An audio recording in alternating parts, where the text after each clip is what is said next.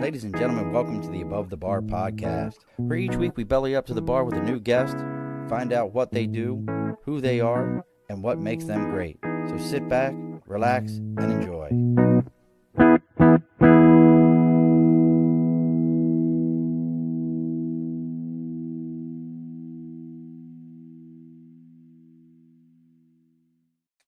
Alrighty, folks, it's your host, Sean. We're back live on a Wednesday for the Above the Bar podcast. And if you're looking and you're saying, well, this has got to be a rerun, what isn't? Rejoining us here, and I got to fix my, I got to fix something here real quick, but rejoining us all the way from Khalifa, if you want to call it that, but all the way out in California, a man who has danced his way into all the hearts of all the people of the Above the Bar podcast. When he dropped a bomb on us last time he was here, and we all went, did he just say that? So we're going to be talking about, we'll get a little bit into Project Equinox with Andre, but for the most part, we're going to be talking about what his life was like as, I mean, I guess he'll have to correct me if I'm wrong, but don't correct me if I'm wrong, because it sounds way better the way I'm going to say it. One of the original backup Chip and Dale's dancers, because it sounds way better that way. It's Mr. Andre, and I love saying his last name, Paradis. Oh, you're so French. What's up, brother? How have you been? Good and busy. How's the podcast going? Yeah. Podcast going well? Yeah, I do like 3, 4, even 5 a week sometimes. I did one this morning that was very interesting. We'll talk about this later.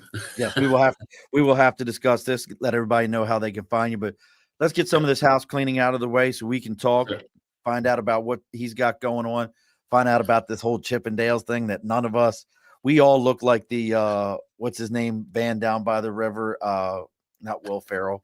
I can't think of his name right now. Chris Farley. We all look like Chris Farley. So real quick, you got the big board over my shoulder, folks. If you've got something you're supporting, maybe you've got a podcast, you've got something that you do, maybe you've got a band, I don't care what it is. Reach out to us on Facebook, LinkedIn, YouTube, Twitch, Instagram, X, TikTok. Our website is the Above the Bar Podcast. .com. Our email is the Above the Bar Podcast at gmail.com. Reach out to us. Let us know what you got going on. We'll tell you where to send the sticker. We read about you live here on the air. It doesn't cost you a dime. If you're willing to support me and listen to what I've got going on, I am more than happy to support you so others can know what you have going on. So make sure you reach out to us there. Again, at Sticker and a Cause. Let us know what you got going on. And then we got to talk about our sponsors, people that are paying the bills around here. That's Budget Blinds of East Greenbush, Hudson and Cooksaki, and Schoharie, North America's largest window treatment company. They have them in Canada too. They're in Canada. Well, so 51st state. Legit. 51st state. Yes, no. That's funny as hell. It's hilarious. But make sure you're reaching out to your local Budget Blinds. But if you're in the capital region, you reach out to Budget Blinds of East Greenbush, Hudson, Schoharie, and Cooksaki. They're going to take good care of you. In the month of March, they're having their big annual sale. It's buy 2, get 1 free on window treatments, and they will always take extra good care of you. When you tell them you're there to belly up to the bar, they give you an extra 5% off. And folks, we're talking custom roller shades, blinds, shutters, tint. They do it all. They do it all in-house, and almost everything they have comes with some form of a no questions asked warranty. They even have a company that does a lifetime no questions, meaning 10, 15, 20 years from now, something happens to that window treatment, you can get it replaced and not have to pay a dime for it. So that's Budget Blinds of East Greenbush, Hudson and Cooksaki, and Schoharie. All right, Andre, Boom. We're done. We're done the house cleaning. So before we get into a little bit of the history, let's tell everybody a little bit about you. So originally from Montreal. Quebec City, actually. City, okay. So I knew it was up in that region because you speak French. Oui. I was remembering. And then parents didn't think that the dancing career was going to take off and was going to be a thing. No. But you came stateside. You did very well with it. Learned different types of dancing. You professional dancing career. Then you took one class on how to remembering it well, on how to speak to women. Correct? Was that? It was more. I was invited to a workshop called Understanding Women, and I kind of went in there, kind of a little bit like, okay, whatever. And that was the beginning of Project Equinox, literally like 2 years later. I mean, so you had all that going on, and you have the most supportive and wonderful bride who is right behind. I mean, for those that don't know, she's right behind you, per se, in many ways. And she took care of you, but in between there, which is what we want to talk about, because you dropped this bomb on me, and I was completely shocked. I still tell people, I'm like, listen, the dude I'm about to talk to, you need to understand, like, he did this, and they're like, what? I'm like, yes, listen to me. This was in his life. So, in the meantime, as you're getting your feet under you, and I'll let you tell the story, but you had a chance encounter that took you on a tour of the United States. How's that sound? So how did it all start? It was my very own Hollywood story. Like you hear a story, people get discovered at the counter of the drugstore or whatever. What's the name? Is that Lana Turner? There was a story about just being in Hollywood and being discovered. I got my own. It's just kind of my life is a novel. So you want the story? Yes, please. That's what we're here for, brother. So I'm in Canada. I'm becoming a professional dancer. Up north, the training is very technical, very clean, very, very, very precise. Like you want to say, like, really trained the right way. There was some classical training as well for alignment and strength and all that stuff. So I was doing this for like 3 or 4 years, like a fool. On scholarship all the time. So I wanted to come to the United States, but I realized coming to the United States, the training was better in Canada at the time for the technical stuff than in the US. So I come back and forth to the US to take classes because there's a lot of style here, music videos, right? The dancing, a lot of trends start right here. So I would dip in and dip out and dip in and dip out. And one of the guys who was a local choreographer at one point had asked me, he used to come up north with his system, and at one point he said to me, "Can you, how about you come? I'm doing my demo reel. Choreographers, like actors, do a demo reel that they present to get a job, right? The agent spreads it around. So I'm doing my demo reel." He goes, "Why don't you come down with your girlfriend to Los Angeles for a couple of weeks? You stay at my house. I have an extra room. Drive my car." And he goes, I'd like you to be my dance captain, which is the guy who's in charge of the dancers and cleans everything up and rehearse, right? I'm like, cool. So we get in town, me and her, on a Thursday night. Friday morning, we have our first rehearsal. Great. Saturday at the rehearsal studio, there was a party for dancers. Like the people that I want to be part of, there's a party for dancers in the studio. Fantastic. So about 200 people, we're all 25 years old or so, right? Dancing with my girl. I'm in LA, hoo, hoo, hoo, hoo, right? Having fun. And everybody's young. But in the corner, there's this old guy looking at me. Yeah. This is my favorite part of the whole story. Well, so I didn't tell you that story, right? You let me know about the old guy, but I want to hear it again. I love it. Yeah.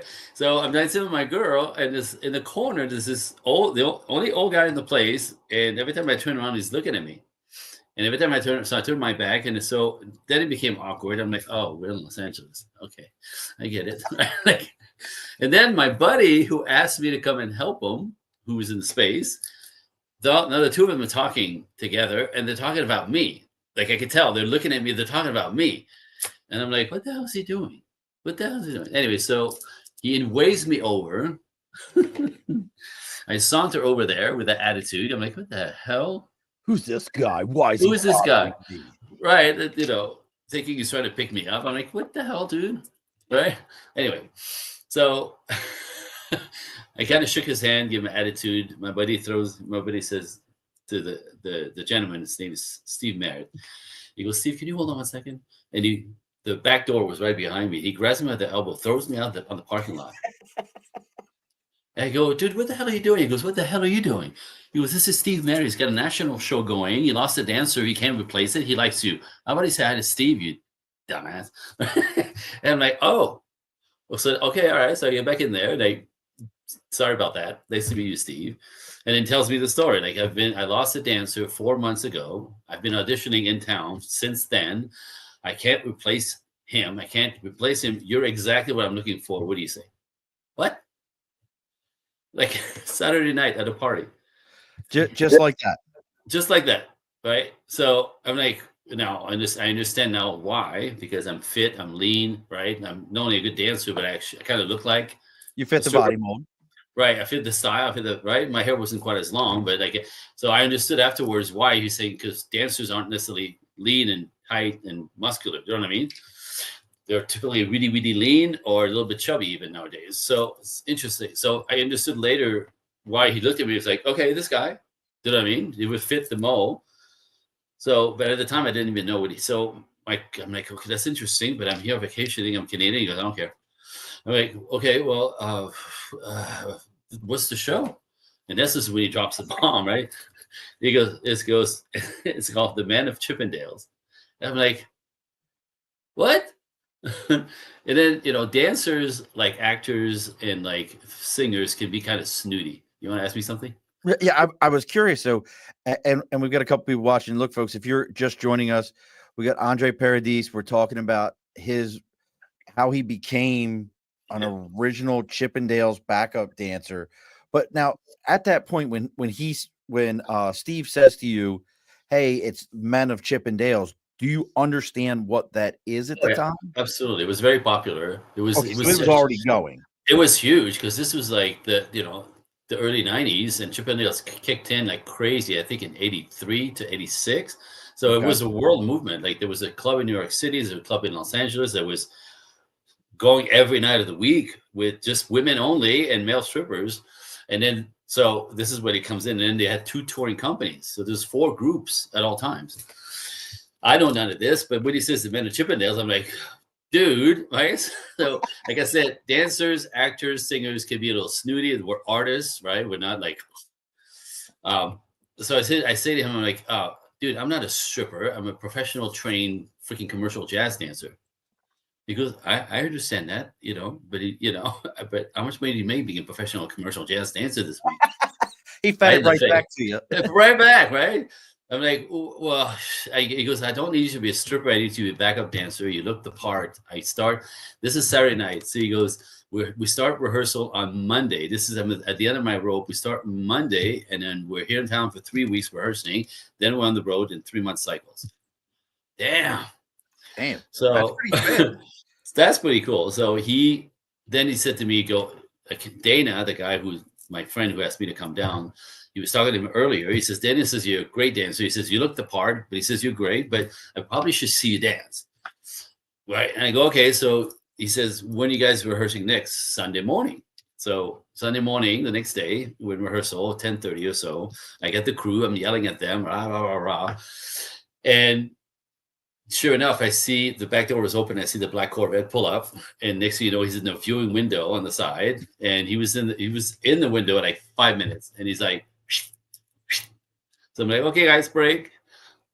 I go in the viewing room, and he goes, okay, well, we start tomorrow, 9 a.m. at Catnap Studio in Venice. He goes, I need you. Like that was it. He says, yeah. He says, you talk to your girlfriend? I go, yeah. And what you say if she's like, go, because me and her were kind of a summer thing. We both knew this. So like when she's like, just this is your life, go. I'll fly home. Don't worry about it. So he's like, so you're in? I'm like, yeah, I guess I'm in. That's amazing. That was crazy shit.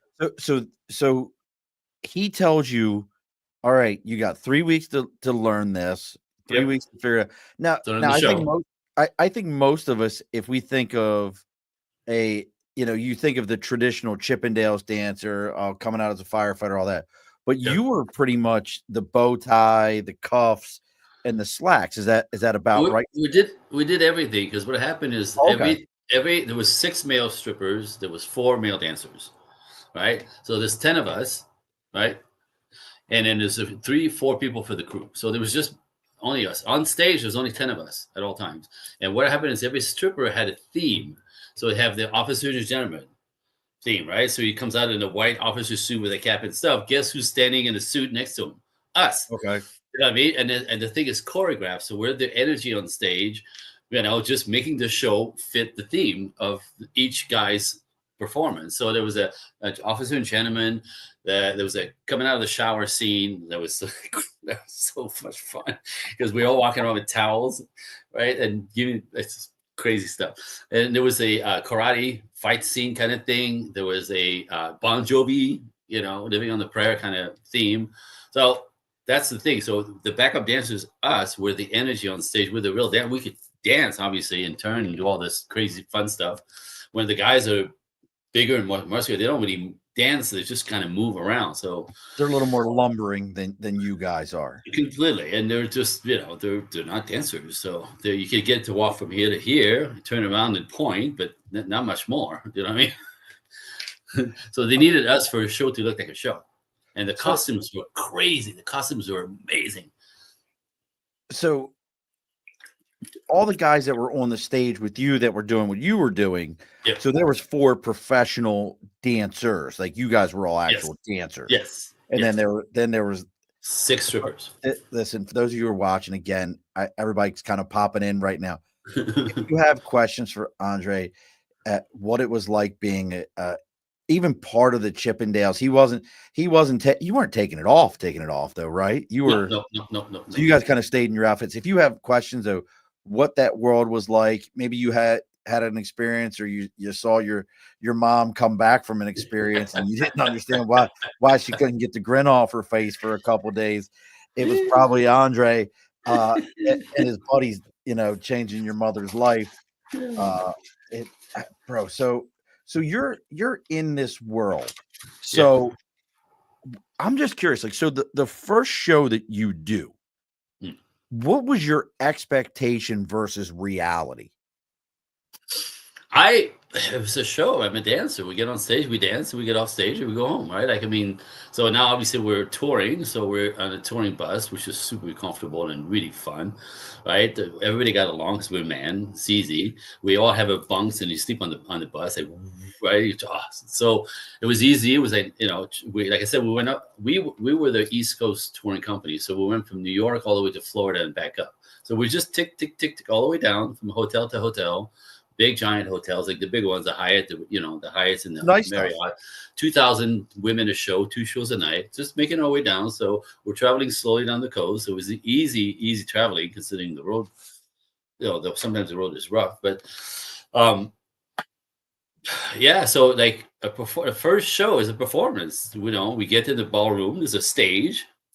We have our own stage, our own light system. We have part of the crew was the lighting crew and the sound guys.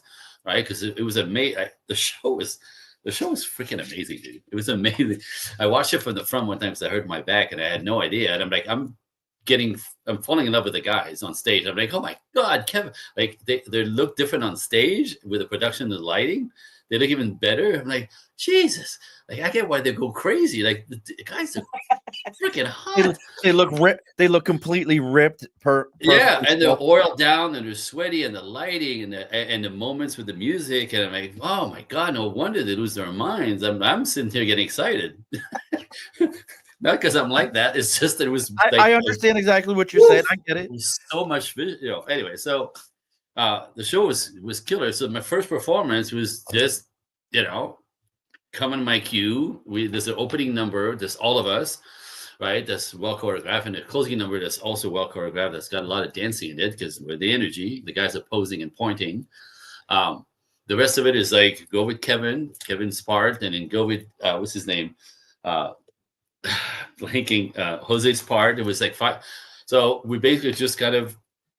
But it's the first thing that struck me the first time, and it was I never got used to it. Is we started in the dark, but the costumes we all wore white to get on stage. The first new, so the opening number was all dressed in white, all different outfits, but all in white, beautiful shit. And then the closing number was the same thing. We're all on stage, but all dressed in black, with the jackets, with the fringes and the boots, and like it was killer stuff. Like they really. Very, So very 90s vibe going on there. very 90s, very 90s, the big hair and all of that. But so we'd get on stage, and even because we're in a hotel ballrooms, there's no real curtain, right? But they turn the lights out. We get on stage, and the moment they would see us walk on stage, and we start with the four of us dancers first, because we started spinning and dancing and doing all that athletic stuff to open the show, right, with energy. Build the But energy. the moment we get on stage, they would start yelling, and we started with our backs to the audience, and we were like hands behind our back, foot out, ready to in position, and they go, and it was deafening. Like you could not. It was so loud. It was hurting. Like it was unbelievable. The energy would come at us like a wall, like a wave, and we go, Wow. "This is it." I remember Raymond, my roommate, was next to me on the opening number, and I go, "This is fucking crazy." I know. And music started, and off we go. And it was wild. What The is that energy drug coming at like? us. That's a drug. Let's call that what that is. Oh, Like for dopamine anyone who's through the never roof. experienced that level of pure, I Energy. call it as energy or praise. I was going to say praise for what you're about to do. How would you even describe that level of energy to someone? I don't know that I can, honestly. Like it's the volume and the amount. There was 2,000 women in space, 2,000 each show. Like imagine 2,000 coming at you like an ocean wave, right? It's a tidal wave, and it, whoosh, but then it kind of also lights you up. You know what I mean? So we're spinning real good. You know what I mean? Like we're definitely energized, You're but feeding on that.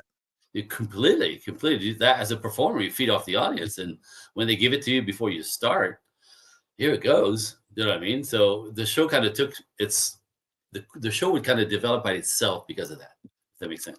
Yeah, Like no, that makes energetically, absolute sense. it was pretty amazing. It was really, really amazing. Bro, I'm just as I'm hearing you, I'm just thinking how amazing that is. Now, because you were, and I remember you telling me about dancing up in Quebec City Yeah. and that movement, and the first time you went to the jazz classes down Yeah. here in the States, knowing all that, and I know kind of how you said, man, this guy's asking me, I know what Chip and Dales are. Was there ever a point in that first 3 weeks building up to that first performance? Because you Mhm. are a professional. And look, folks, if you want to know what Andre's got going on, I love listening to his videos. He was telling me earlier about his podcast. We'll talk about that here in a little bit. But you can check out projectequinox.net, and it's EQUINOX, Project Equinox. You can see what he's got going on. You can find out more about his process. And I will tell you, gentlemen, he's going to teach you how to speak with your significant other without being a bitch. And that's the best way I can describe it, is not being like a big old weenie. He'll Right. tell you about that, but you kind of thinking about that for a second as you're getting ready for that first 3 weeks, because this is what fascinates me. Because I know we've talked, you're very like your dance is important to you. That Yes. skill set is so important to you. Was there ever a point in that first 3 weeks as you're learning these other steps, knowing that, hey, I'm going to be standing behind a bunch of dudes that are going to be getting naked and women screaming. This isn't, where I thought I would be with my profession. Was there ever a Right. point where you're like, hey, I'm pulling chalks, I'm going back to what I was doing? I did a year and a quarter in it. The guys have been doing it Kevin had been doing it for 5 years. He was one of the strippers. 5 years of having fun, partying, playing with women, doing drugs, drinking, and do it again and again and again. I mean, it was a life of fun.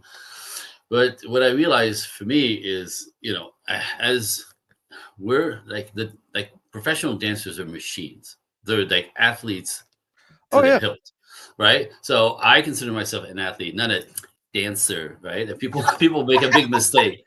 I mean, I'm an athlete, right? So, um, and when you get to that level of professionalism, you like a singer, anybody else, you have to continue training. You have to keep up your training. Yeah. You have to keep, because you lose your edge a little bit.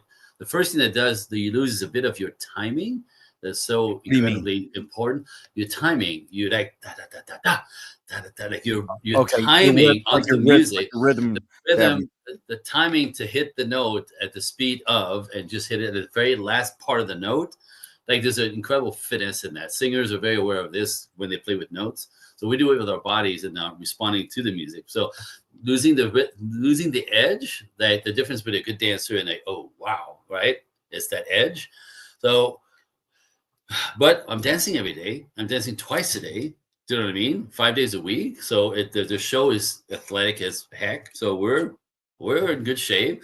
I kept my six pack that was always lean, even though I wasn't training hard necessarily, but we're eating well. And also 3 months, this is the first 3 months because we went in segments of 3 months and then we came Okay. back for a couple of weeks and nobody had apartments. Everybody let everything go. We had no responsibilities. Everything was paid for. And we're getting salary on top of this. So we on a 2-week break between runs, we'd fly to Hawaii, stay in a hotel for 2 weeks, play on the beach, and fly back to LA and go back on the road. So that was the whole. Did you get tips? Like I know, obviously the dancers got tips. Yeah, they share with us. They would share with us. Okay. They would share with us because we're part of the damn show, right? Like they were pretty, but they couldn't really do much. Now, was there ever a point where so I imagine Steve's still involved in all this. Did he tour with you guys? No, he comes on the road with us for the first week or so. Okay. And then one of the four of us is the dance captain. Like I was we're doing the, to keep everybody tuned in. So every stage that we get on every day on a different stage, 5 days a week, we have to rehearse. Entrance and exit is always different. Every hotel is different. The stage is the same as it's ours. So we're used to the grip and all that stuff. But there's like, where's the dressing room? So we get on the stage every day and clean things up, tune things in, get the placement, if blah, blah. So but Steve would show up just for the first launch, to make sure the show was tight. Rolling. Yeah. And he'd go back to LA and then dance captain would take over. And every 3 months we'd dip back in a little bit before coming back. Now, while all this is going on, now just because you've used these names like Kevin, so say Kevin's sick, he can't go out there, he can't do, officer and a gentleman. Do you guys have to step in and okay, I guess it's my day to be the stripper today, like that kind of thing? No, because the costumes were fitted, right? Okay. So everybody had so it was their number. So the only time that somebody fail, we'd go on stage, good and bad, sick or it's showtime, dude. Like it's an hour and a half of your life. You'll be all right. You can sleep after. Let's go. So, but only one time, Officer and Gentleman was Joel, and Joel hurt his back and literally could not do anything for 3 or 4 days. So we just took his bit out of the show. Okay. Because he was incapacitated. He could not, get in his pants. Literally, he hurt his back. So but that happened one time, dude. One time. That's pretty impressive. One time, and you said you did a year and a half of all this. That's pretty impressive. Now let's talk. Out front, you just said it. Yep. You have 2,000 women that have been zipped up by 10 dudes showing them every bit of the goods but the goods. I don't know, you guys, they weren't full Monty, right? I don't know. So not at all. That was the magic of the show because you always were waiting for it and never happened. So again, it was crazy. The teasing was insane. Visual teasing was insane. So that's it's what it's all about. It was totally. Fantasy was Welcome to Your Fantasy was the name of the show. So 10 dudes just zipping these women up. Yep. What was and this is what every dude's wondered about. Let's be honest. What was the life like after? Trying to get to the bus or, what was going on? What was some of the things where you're like even for you, you might not have been drop trowel or nothing like that, but what was that world like? So the frenzy that started. So get this: there was 2 shows a night. There was a 7 o'clock show and a 9 o'clock show. So we're done by 11 o'clock, right? And in those days, you'll remember this, but people don't realize this. Back in those days, every hotel had a club. Pretty Not much, a bar, yeah. Oh, not a absolutely. bar, a freaking club, a nightclub with a DJ and music and light and all that stuff. Absolutely. So there was a bar in in the lobby, but there was a club in every hotel, and that's in every hotel we went to. After 2 shows, we'd get ready, we'd change, and go downstairs because part of our job as well. It was not really enforced, but they encouraged us to come back downstairs because there was a lot of merchandise that they'd sell, T-shirts, sweatshirts, calendars, right? And to get a chance to sign their calendars, sign their T-shirts, sign their bra, sign their butt, sign their boobs, sign whatever the I was hell. about to say, how 'Cause much of that went on? It gets, I mean, that's so the frenzy really starts after the shows. You know what I mean? Because we're backstage and and we're putting up a show. But get this, part of the frenzy is the hotels were really clever. So there was no assigned seating. It was like, rows and rows of chairs that you do like any kind of ballroom event. But the women would start piling in the hallway outside the doors at about 3 o'clock. And they would lace them with liquor as they was in line. You had cocktail waiters going up and down the hallways, just feeding these ladies 3 o'clock drinking, 3 o'clock, 4 o'clock, 5 o'clock, 6 o'clock, 7 o'clock, showtime. So they've been drinking 5 hours. Now, after that, you have the second cruise. So when we're doing the first performance, the women are lining up for the next show, feeding them alcohol, right in the hallway. So when the first show leaves, they don't all leave. They go to the club. Right. Because they know we're going to show up afterwards. So they'll wait a couple hours.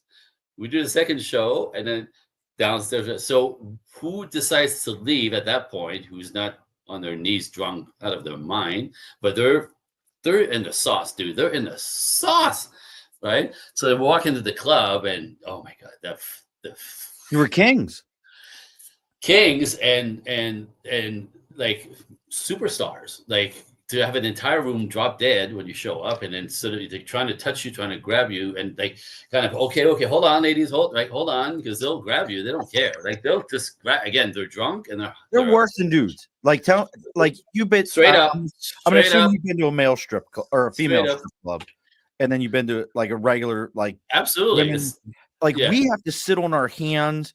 Yes. There's some dude that's about 6'9", 700 pounds. It's like if you looking at you, right? And if you put like a finger on the girl, he's like snatching your soul out of your body. Yeah. But I've heard the women in these things are unhinged. They have like they don't understand what they're doing. It's I don't know if they don't understand. They don't care. Like there's no filter. There's no stop. There's no right, because so part of the show after the guys did their routine and we did that, right? They ended up literally in a G-string on stage. They're oiled up, right? They're G-string, and they would do this is like I don't know if that would fly today. They call it a tip and kiss. So the women would gather around the stage, 3 feet thick of women who had $1, $5, $20, and the guys would literally kiss, grab the money, kiss, grab the money, kiss, grab the money, kiss. Would kiss like for a whole 6 minutes average, as many women as he could, and grab their money, kiss, kiss. So the ladies got to kiss one of the guys. That tip and kiss, right? But they're in a G-string. They're very vulnerable, and they have to get close to the women, right? They got sacked over and over and over enough that it is such a frenzy because again, women are drunk, they're crazy, and they don't care. The guys would get off the stage sometimes like in a frenzy, like freaked out. I gotta get out of here. Like freaked out. Like sometimes furniture would fly. Like there was raging almost because there was so much, and the part of it was disrespectful, right? Like they just like there was no lines, and so they get used to it. But sometimes one of the guys, every now and then, one of the guys would lose it, about literally being completely sort of disrespected. Yeah. Like I'm a freaking dancer. Like I'm not you be a stripper, but a lot of work went into looking like this. It's not, if a dollar bill doesn't allow you to grope me. Well, that's the whole thing. I mean, could you imagine going like to a strip club and handing the girl $1 and like tapping her boobs? You'd fly. You'd be like Superman. They would throw on your face. On your face in the parking lot. Yeah. That girl would be like, he touched me. Right. And like, you'd be done. And listen, folks, if you've never, as a dude, if you're a woman and you've never been to one of these, it's incredible. But what I want you to understand that what Andre just explained is if you're close to my age, which is 48, and I want you to go find your mom, an aunt, or your grandmother and ask them if they've ever been to a Chip and Dale show. If they told you yes, just That was me. understand that they've touched another man's beanbag while married to your parent, your Oi. other parent. Mm. They touched the beanbag and they Ah. thought nothing of it. Mm. Ask them, did you touch someone's beanbag? So but I mean, but you were single at this point. Like, am I Yes, understanding that yes, right? yes, yes, So yes, yes, so absolutely. because I would never, I mean, I've spoken to your wife. Uh, Yeah. I would never want to be disrespectful, and please don't. No, and she You knows know, everything. She knows all the stories. She knows all the yeah, sex stories. She knows all the drug but stories. She knows everything. I mean, you had the pick of the litter at that point. I mean, but now the other side to this coin is, Yeah. have you ever been to, I don't even know if it exists anymore. Did you ever go Uh, to a place in Florida called Shades? Do you know Shades, the club? uh-uh. So there used to Uh-uh. be a club in Florida called Shades. Never seen a Okay. place like this. On the one side was female stripping, and it was always female stripping. Then on the other side were male Yes. strippers, Yep. but the males only stripped to, like you said, to like 11 o'clock, and then they would draw the curtain back, and it was a dance club. Showtime. Showtime. Yep. So I went there a couple of times as a single Marine, and it was like, this is the greatest thing. Somebody else that already ramped these women up, and Right. And then you they are show up. ready to, and I just get to show Yep. up. Yep. What was that kind of your experience in a lot of these places, or were dudes like, fuck that dude, he's a dick? Like what was your experience dealing with other men in these There is locations? no other man. There was no man allowed in the club. I mean, the club in the ballroom. There literally Oh, was like really? no man allowed. Zero. 2,000 women. That's also why they would get out of control. Because you know this. If you put one man in the space, they act differently. The same way that if you and I are trying to be hanging out with our bros, and we put one Yeah. chick in the room, it Oh, yeah. changes, right? Everything, Which dynamics different. we speak differently. Like so, there was no man. It was us on stage and the crew. So out of control. No bars hole. Just So and by the time we got to the So no club, gay men were allowed in, like nothing like none that. of that. None of that. There was none of that. You had to be a female and you had to pay the ticket, and that was it. Oh, that's No man allowed. Like seriously. So by the time we got to the club afterwards, it was all them. I don't remember seeing men there at all, yeah. even though There's too many women, and I just imagine because they the would fill up the place. They would fill up the place between the shows because the first show, you know what I mean? so So we'd come in and just like so there was 10 of us. There's also an MC that was 11. He got lucky like the rest of us because they saw him on stage, MCing.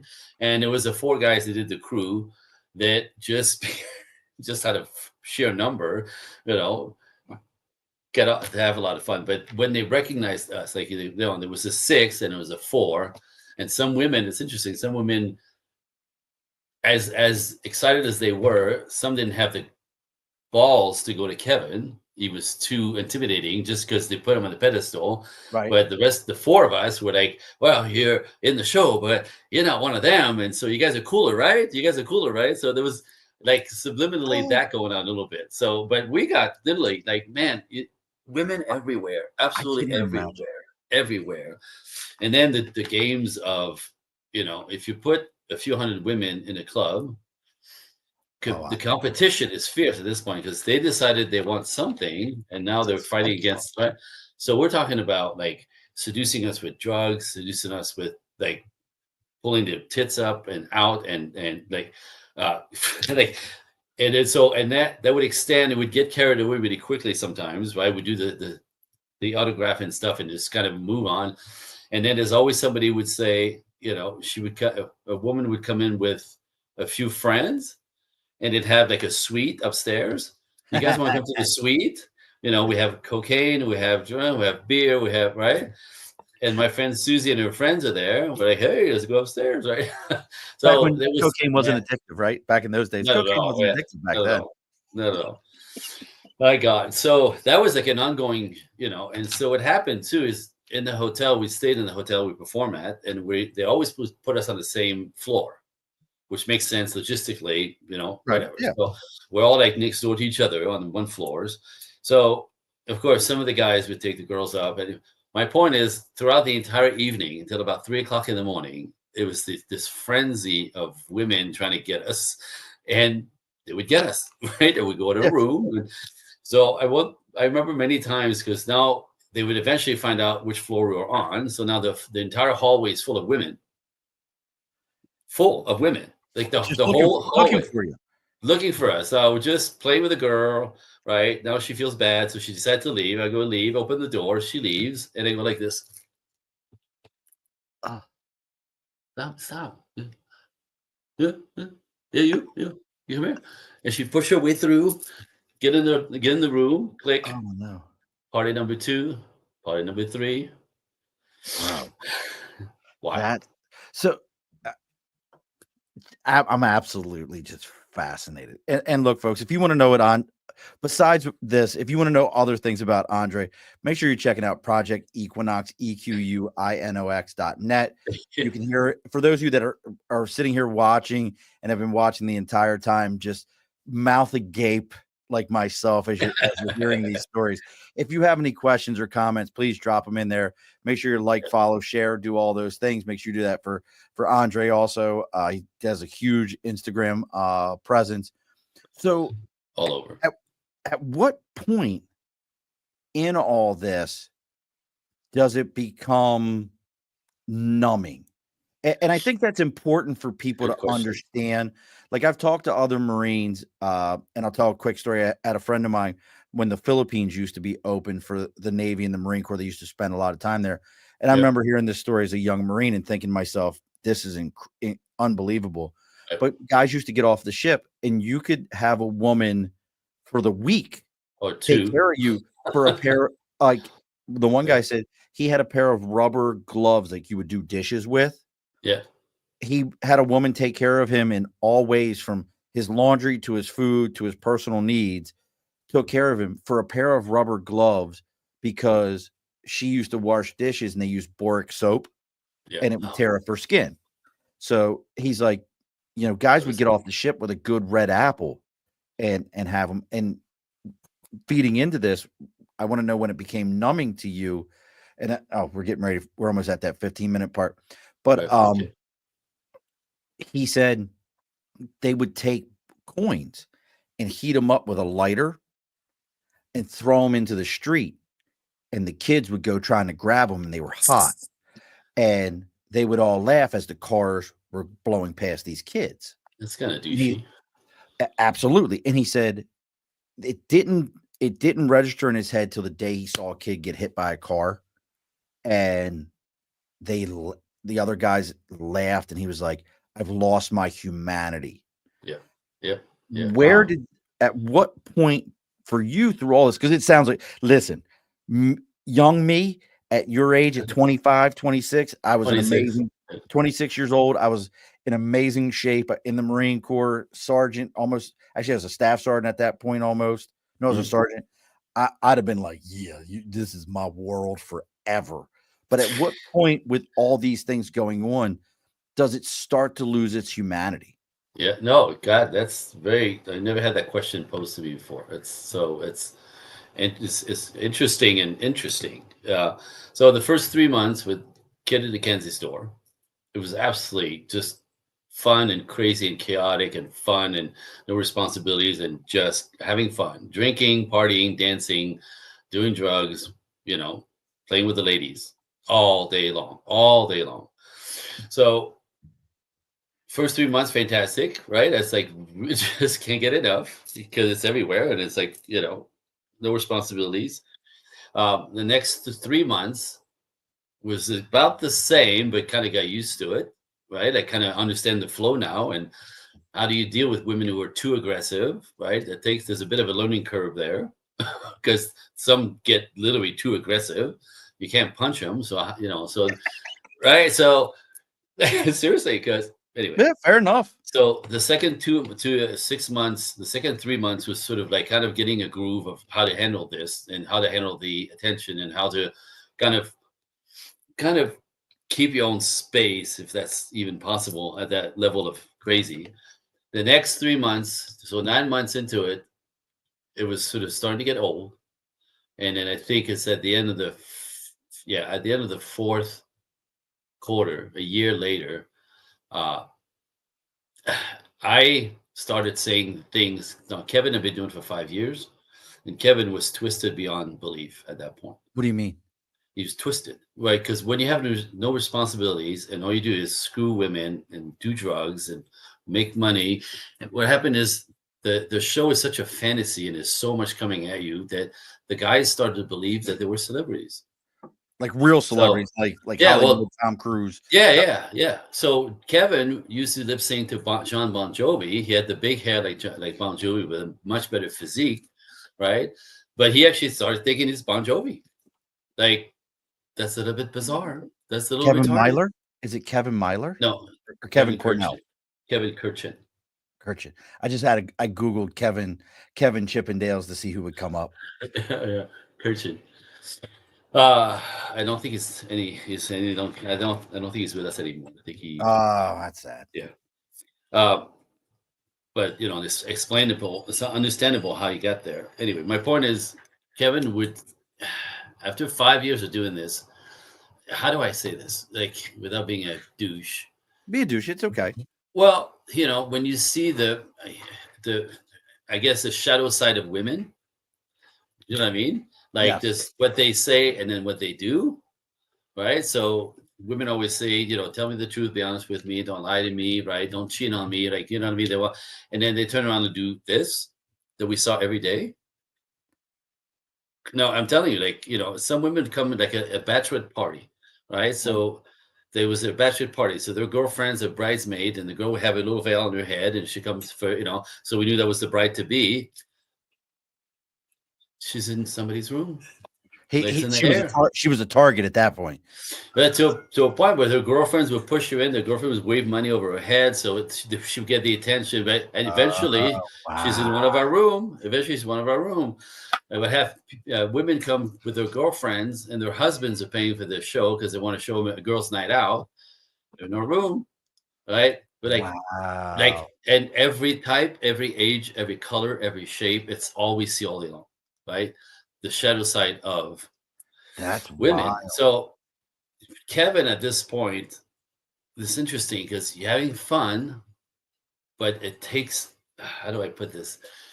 It kind of tears you up at the same time, right? It's like there's a taking of you. There's a taking of your essence, if that makes sense. Does that mean what I mean? Well, can I tell you something good about Kevin? Can I tell you something good? Yeah. Former male stripper and porn star. Yeah. Since has been ordained as a pastor after the voice of God stopped him from killing himself, has opened up about his walk with Christ. So he's still here? So that was an article written March 15th of 2023. So he's a pastor. So if it makes you feel any better, I mean, he brought himself back from all that. Wow, okay. And Kevin is a pastor. There's a documentary, Tall, Dark, and Handsome. And he's an ordained minister, Kevin Kirchen Ministries. That's wild. Well, I'm glad to hear this because what I'd heard is we knew that he went into porn after this. I mean, if you're on the road with Chip and Dale's for 7, 8, 9 years, right? What do you put on your resume when you come back to the city? Like, right. Like you lose, right? Like, so that's the part that I got to really quickly. Like, I don't want this stuck to my ass the rest of my life. Like, this is just a job. Right? For them, it was a lifestyle. You know what I mean? So he comes back from the road. He's in Los Angeles. He's been on the road. He has no experience of anything else, right? Yeah. He's aging a little bit. How's he going to make money? Porn. Right? So, but I knew he was suicidal. So I remember hearing that we lost him. So I guess he came close, and it's nice to hear. In a positive note, we did not lose him. But real quick, folks, we're getting close. We gotta make that last call. And as we all know, if you're looking for spirits that are as bold and as rich as New York history, New Scotland Spirits has crafted exceptional, locally sourced whiskey that tells a story with every sip. From grain to glass, we honor tradition while pushing the boundaries of flavor. Whether you're a whiskey connoisseur or just getting started, there's a bottle waiting for you. Raise your glass to true craftsmanship. Find New Scotland Spirits near you or visit newscotlandspirits.com to learn more. New Scotland Spirits, where history and flavor meet. That's actually what I'm drinking right now. Oh, A little bit of look New at you. Scotland Spirits. Look But at you. so you come back from all this, and I'm glad to be able to give you some really positive news about Kevin, Yeah. that he got through all this and Wow. ended up on Awesome. the right side of it all. Where is he in the world? Like, Yeah, well, where's it says, let me see. The last article that I have on him, it might be this March one, March 23rd, but he has a Facebook post, Kevin Kirchen Ministries. Here, let me see what it pulls up. And I see, like, he's a good looking dude. yeah. Not bad looking at all. Looks like, oh yeah, he just posted on February 20th. He posted a video at 10:53 a.m. He's still a little bit of a gym rat, which I can understand that. So I mean, a little bit of everything going on for the dude. But Good stuff. so you come back, and I want to kind of touch on Project Equinox for a moment here. So you're coming back out of this, and again, folks, projectequinox.net, EQUINOX. So how long does it take you to decompress from this lifestyle of a year and a half of literally sex, drugs, and rock and roll? Everything's bigger in the 80s and 90s. You're decompressing from this world to move forward. How do you decompress from that and get back into being a professional dancer, doing these kind of things?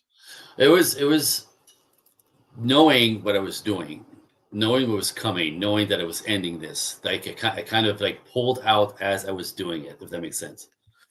So when I started saying things that Kevin would say all the time about women, like some really hateful, because he was right. And remember one time I said something and I'm like, oh my God, that sounded like Kevin. And that's why I realized if I don't get out, I'm gonna be Kevin. And Kevin is fucked. You know what I mean?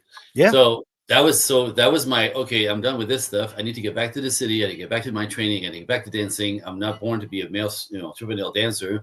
I'm born to be a commercial jazz dancer. So that was the catalyst within. So the last 3 months of the year, so the fourth round, I started pulling out, like in my head, like I need to stop this. Right. I did the next 3 months pulling out. Like I would stay away from the chaos. I would stay away from the drugs. I would stay away from, I'd always have a cute little one, but I controlled it. Right. So instead of 3 to be just 1, and try to make it kind of nice as opposed to this madness. Do you know what I mean? Yeah, it was fascinating. So I kind of eased myself off gently, knowing this was the end. And I was glad for it.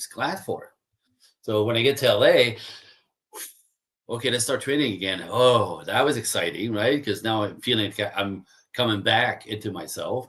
That was fun. But I want to tell you this, part of the danger, and that's what the guys experienced, and that's what the danger that I saw is when you have no responsibilities, you're getting paid, you're having fun, you're partying all the time, because we got action like during the day. Like, because they knew who we were. They knew you were around.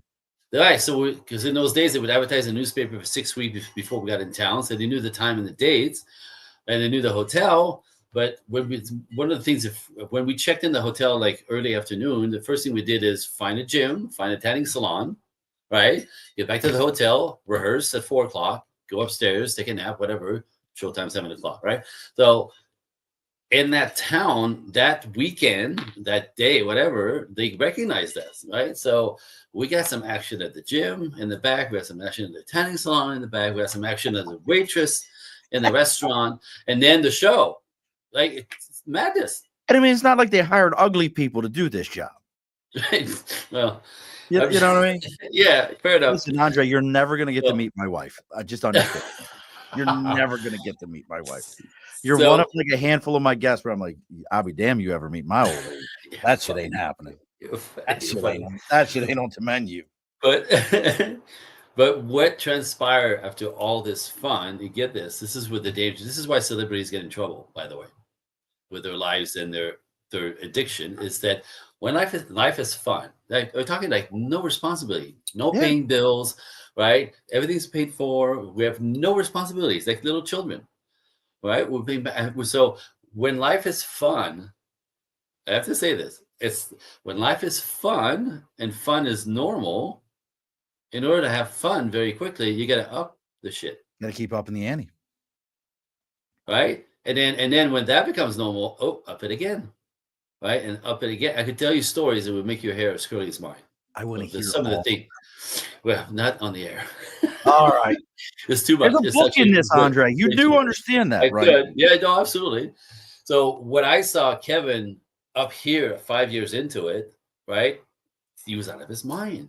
Like what the damage was done, right? What it And took. so when I started talking like him a year in, I'm like, if I don't get out of this now, I'm going to be twisted the rest of my life. I'm not having a family. I'm not having a wife. I can't trust. I won't be able to trust one woman because they're all the same. That's what we see, Right. right? That's what we see. All colors, all shape, all ages. They're all there's.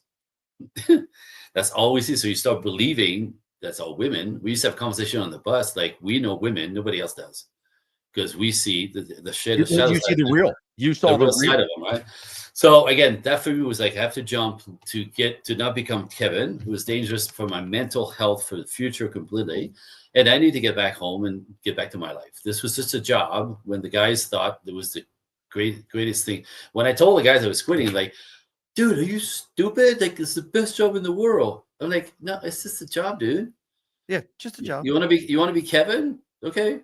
Like, like it's just a job. But for them, they anyway. So I had the sense of realizing the danger. I went back to my life, and that's why I got settled in Los Angeles because I had the money to do it. That allowed me to get settled. I got an agent, and then within a few years, a year and a half, I think maybe, as I got auditioning for movies, television, music videos were really popular back then, and commercials and all that business in LA. I made my way to Michael Jackson. I danced with Prince. I danced with Paula Abdul. I danced with Julio Iglesias. I mean, I climbed all the way up. I mean, for that period, you were hitting all the A list Yeah. for that period. Yeah. Yeah. And listen, folks, Andre was, if you're wondering, like, why are we only talking about this? Because you can go back to October 16th when Andre was on before, and we got into a little touch of this, and we talked about how he got into where he is today. And I want to touch on that because the other side to it, brother, is I love what you do. I love your podcast. You're the project equinox.net, and that's EQUINOX, folks, because I love your approach. No, you'll talk to anyone. You said today you had two feminists on today, which is so interesting because you ended up, if you wouldn't have left that, you have a beautiful wife who is highly supportive of everything you do. You've learned how to speak. You actually met her before the class, right? Do I remember that right? I met her in my class. In the class. Okay. So after I got off the road, within a few months, I was actually looking for the one because I'd done all of that. And right. That was out of your system. That was out of my system. And then I wanted quality. I wanted companionship. I wanted the goodies. And she walked into my class one day, and that was it. And I mean, from there, highly supportive of everything you've done, highly supportive of what you do. You now have the podcast. You now are all over social media. How often does the podcast come out? Well, the podcast I canceled a while back because my big mission is to teach this to the masses. Okay. And as you expand the podcast, as you're trying to get people to listen, it's a big machine. So I realized not only it's very time consuming, but it wasn't moving fast enough. For the mission is to teach this to the masses, start a movement to recalibrate relationship dynamics, because it's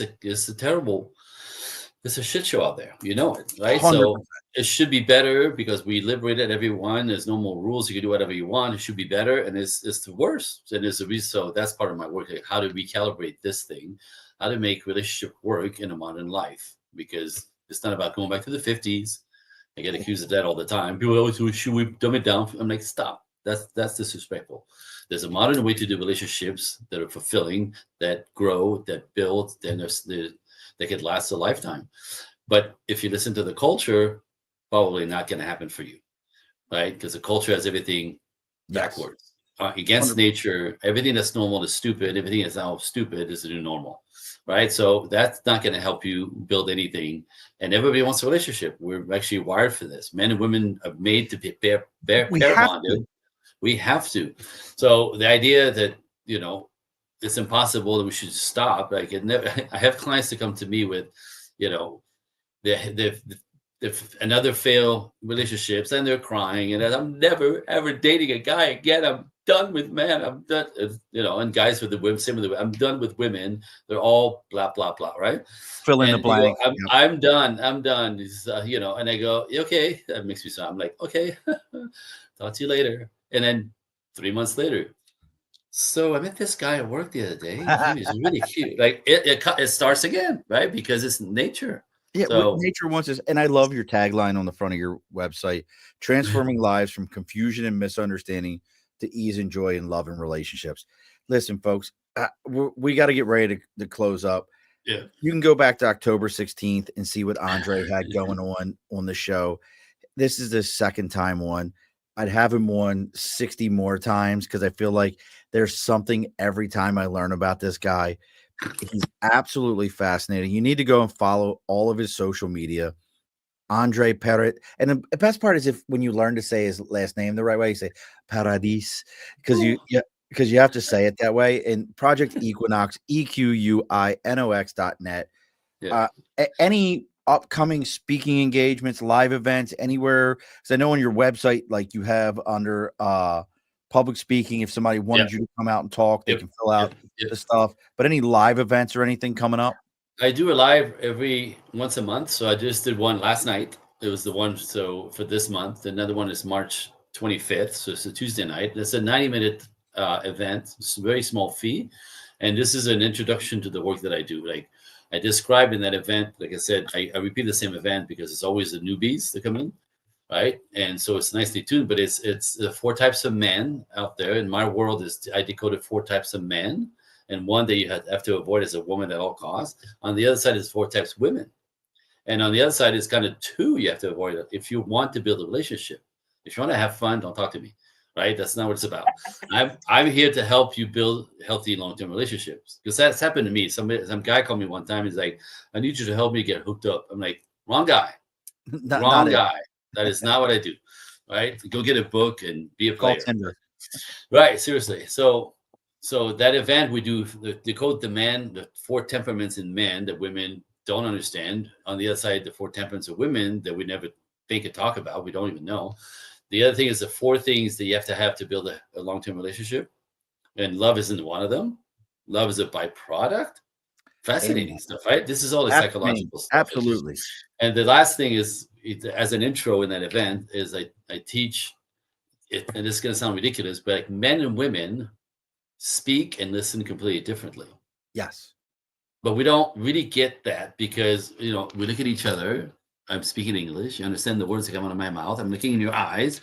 But not because there's a filter on each side of us. Like, so there's a filter for the ladies that filters what's coming at them differently than the way we also filter what they're saying through our filters, but it's how we miscommunicate. It's how we get frustrated. It's how we get angry. That's how we get guys to say stuff like, that's not what I said, right? Or women will say, it's not what you said, it's the way you said it. Like, what the hell does that mean, right? Like, forget the way I said it. Listen to what I'm saying. But again, the filters that we use is so opposite that people collide, and they think he's a jerk. He thinks she's crazy. No, he's a man and she's a woman, and there's a really good reason for all of that operating system differences. It's complementary, by the way. It's made to fit, but it's an opposition. So the battle isn't necessary. You just want to learn and come together and embrace our differences as opposed to fight them. So that's my favorite thing to do, is helping men and women decode, Andre, you are welcome back. I'd love to come back every time that you want to come on, because I always feel like, listen, folks, Andre was the first person that explained something to me that I think I already knew, where as a man, we speak directly. If I wanted Andre to do something, I'd say, "Hey, dude, the trash is full. It needs to go out." And he would be like, "All right, the trash has got to go out." Right. Oh, and he explained to me like, "Yeah, but a woman's going to say, I think that trash is full. Do you smell that?" Right. That would be a hint. And as a man, I'd be like, "Nah, I don't smell shit." She's trying to tell you to go take the trash out, but Right. she doesn't want to directly tell you.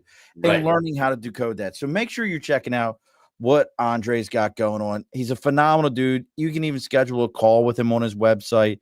Yep, A lot yep. of fun to talk to. Go do the 90 minutes, pay the little bit of fee. I promise you, even if you don't go through all the stuff with him, that Yeah. 90 minutes is going to be enough of an awakening for you to go, son of a gun. Is that what it was? And you might find that, like, hey, maybe there's a relationship that you left that you could probably go back to that Repair. is worth, and you can talk a little bit better. But if you're finding me through Andre or Andre through me, make sure you join us next week. We got Joanne McLaughlin coming on. She's a former journalist who wrote a vampire trilogy. I love vampire books. Nice. I'm so into it. Nice. Which was published, and the latest novel called Chasing Ashes will be published early this year. So she's going to come on. We're going to be talking about that. I'm a big Anne Rice guy, man. Like, Nice. I'm going to tell you right now, there's no writer, in my opinion, who writes passion like Anne Rice used to. And she used to put things in. If you've never read Anne Rice's Cinderella Chronicles, bro, she didn't write it under her name. And I'm probably getting it wrong. It's the claiming, the taming, and the something else of Cinderella. It's not Cinderella like, oh, Cinderella, Right. you're going to the ball on your glass of. No. Cinderella is taken by a prince, and she's taught about like S&M and stuff like that. Oh. Like way different Cinderella. Right. Way out there Cinderella. So Anne Rice did that. So make sure you're joining us next week. And again, make sure you give this a like, share, and follow. Don't log off on me afterwards, Andre. I want to talk to you for a couple minutes after this. Yeah.